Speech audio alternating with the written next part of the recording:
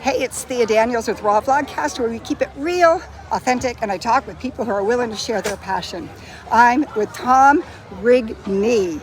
That's me. That's you. Oh my gosh. He plays a mean fiddle. Thank you very much. Oh my gosh. Thank so we're you. at Peacetown. We are. I've been playing this concert series, I think, since the beginning. I'm not sure. I may have missed a year or two along the way, but it's one of my favorite shows of the year.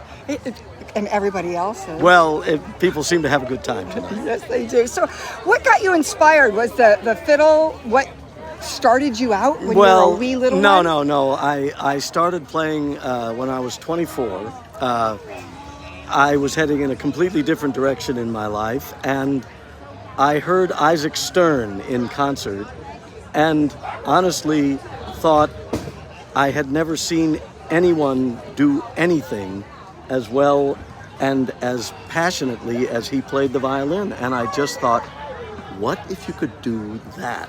What if you could do something like that? So I bought a $50 old violin and just started scratching away on it. At 24? At 24, not with any intention of being a professional musician, but just because I became sort of obsessed with it. And within a couple of years, I was playing bluegrass with some friends, and then we started getting a gig here or there, and now it's almost 50 years later, and I'm still doing it. So. And he's celebrating a big milestone. Birthday tomorrow. Yeah.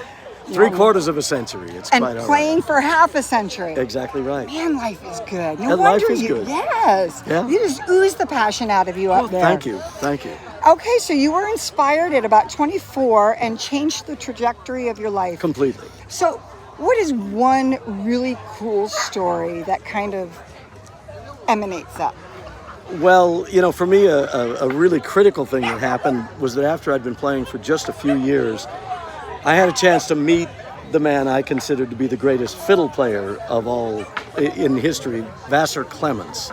And Vassar really took me under his wing and supported me, and we played a lot of music together over a period of a couple of years. Whenever he would come to the West Coast, my band would be his backup band. And that, having a mentor like that, and just having the experience of standing next to one of the great musical geniuses of the century, that was what I would not have pursued it the way I have had it not been for his encouragement and his example, really, of how you make a life as an artist. So that was kind of the big thing for me. Got me kind of speechless. Well, wow. It was a great experience, and we stayed friends forever. And that was, as I say, I don't know what I would have done with music had it not been for meeting him and getting to play with him. But I know what happened, and I know just how much inspiration I drew from him and how much his support for me meant to me, because I was a novice. I was just starting out, and he was this giant, and yet he didn't see us that way. Mm-hmm. He saw me as a musician, and so he wouldn't let me defer to him on stage. Mm-hmm. If we were going to be on stage together, I was going to have to take my solo too. Uh-huh. I could either go before him or after him, but I was going to play. Spot? No, always before. Oh no, you can't follow Vassar Clements, believe me. So, but the crazy thing was that it was my impulse to defer to him. Oh, you play that, but he wouldn't have that. And so that was mentor. My trial by fire, standing next to the greatest in the world and having to hold my own. So imagine somebody saying that about you. Well, right? Wow, that's really wonderful. That's the kind of man he was, So what are you doing, and what are your words to live by and giving back to the community besides this amazing music and dance and for enthusiasm? Me, the other great example in my life was my father, Bill Rigney, who was a professional baseball player and spent 50 years in Major League Baseball.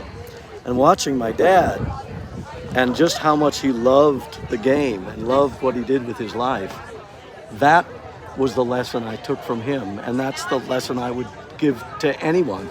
Find the thing you love to do and then do that, and don't let anything stand in your way of doing it. Just pursue it. It doesn't matter. Some things are really hard.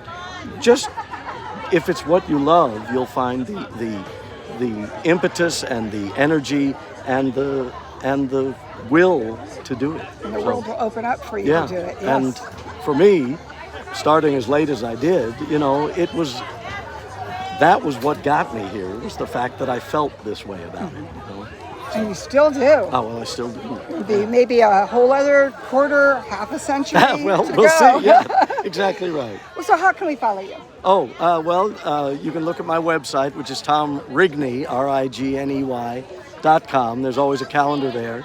I'm on Facebook. I usually post my shows. Okay. You can send me an email, and I'll put you on my mailing list, and I'll send you the calendar. So I'm pretty easy to find if you're looking around. Okay, well, All right. I think people are definitely looking around now that Well, we can I be hope back so. out and playing again. Exactly and having right. Fun. Yeah. Thank you so much. Do I have permission to celebrate you with the world all over? Absolutely, sure. Show it to anybody who will take a minute to watch. Oh, thank you so much. My Cheers, pleasure. everybody. Thank you. My pleasure. Wow. All right. Cheers.